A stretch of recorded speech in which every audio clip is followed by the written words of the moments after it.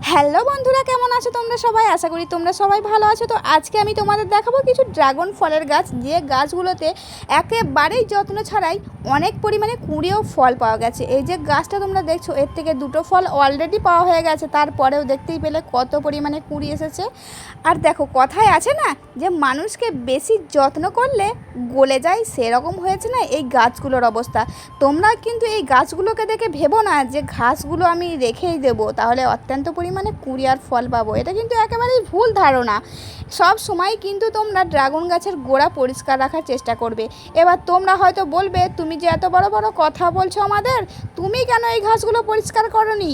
তুমি আগে নিজে পরিষ্কার করো, তারপর আমাদের বলবে। আসলে দেখো, এই গাছটা কিন্তু আমার নয়, এটা হচ্ছে আমার ভাইয়ের ছাদ বাগান। ওই যে সাইডে ছাদ বাগানটা দেখছো, ওটা হচ্ছে আমার সুন্দর ছোট্ট একটা ছাদ বাগান, যেটা আমার মতোই ফিটফাট আর সুন্দর করে সাজিয়ে গুছিয়ে রাখা হয়েছে।